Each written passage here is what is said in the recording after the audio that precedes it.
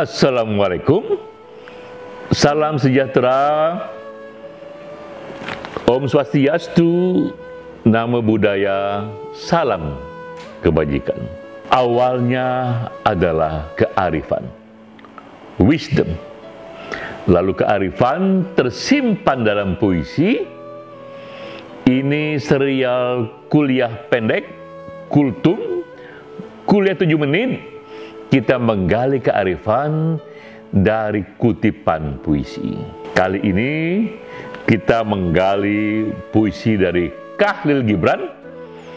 Ia penyair yang lahir di Lebanon, hidup di tahun 1883 hingga 1931. Ini puisi dari bukunya yang sangat terkenal sekali, The Prophet, Sang Nabi. Buku ini terbit pertama kali tahun 23 di Amerika Serikat dan kini sudah diterjemahkan hampir 100 bahasa. Ia disebut salah satu buku terlaris abad ini. Satu kutipan yang terkenal adalah soal cinta. Bunyinya, jika cinta memanggilmu, datanglah. Walau pedang di balik sayapnya melukaimu. Cinta memangkasmu, bahkan menyalibmu, tapi demi pertumbuhanmu. Bukan main. Ini apa artinya ini? Ketika cinta memanggil, kita harus datang, walau pedang melukai, walau kita dipangkas, walau kita disalib.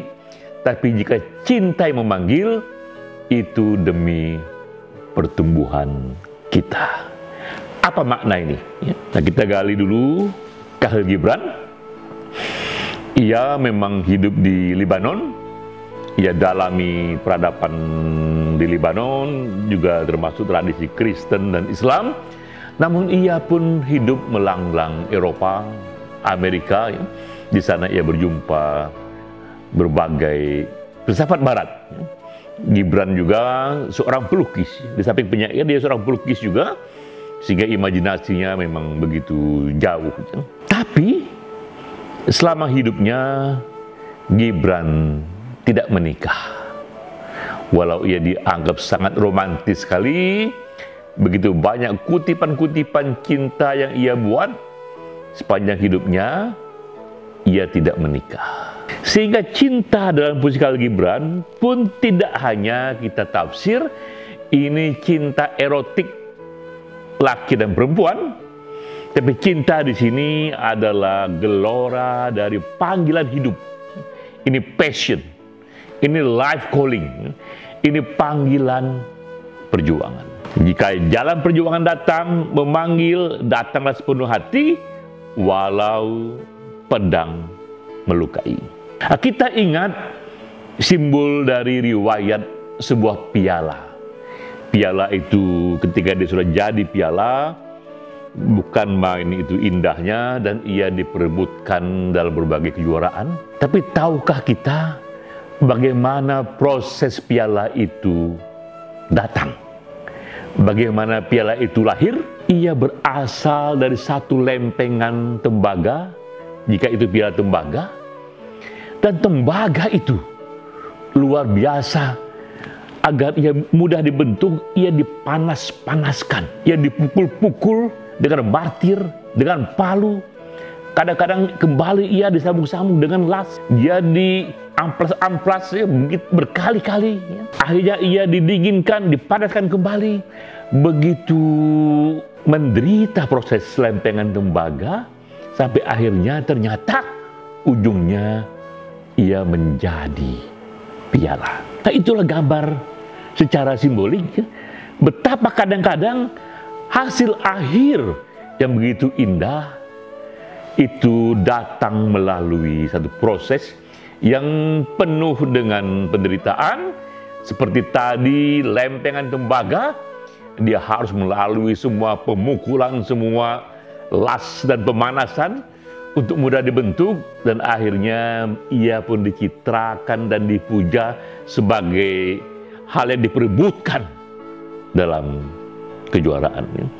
Nah, begitulah kira-kira gambaran Gibran mengenai makna hidup. Bagi Gibran dan juga saya menyetujuinya, hidup yang bermakna bukanlah sekedar kumpulan dari pesta malam, atau ini kumpulan senja sore hari remaja di pinggir pantai, tapi sebuah panggilan hidup, panggilan perjuangan. Walau kadang seperti tadi yang Gibran katakan, dalam perjuangan itu di balik sayapnya ada pedang yang melukai kita. Kadang membuat kita ini bermakna, bukan karena ia penuh dengan kesenangannya. Kadang air mata, kadang penderitaan itu bermakna jika kita tahu ini kita kerjakan sepenuh hati, kita tahu bahwa ini passion kita.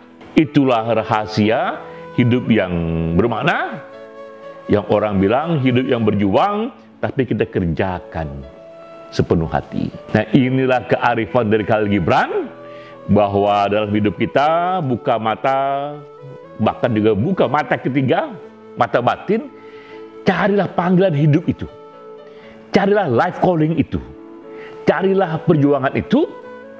Jika dia datang dan kita rasakan memang inilah jalan kita, ikuti saja.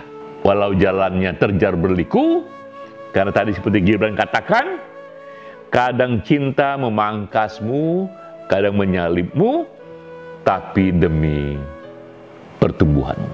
Jadi inilah misteri hidup bermakna. Tak penting duka atau derita, sejauh ada cinta di sana, ia membuat hidup kita terasa hidup yang berjuang. Sampai jumpa.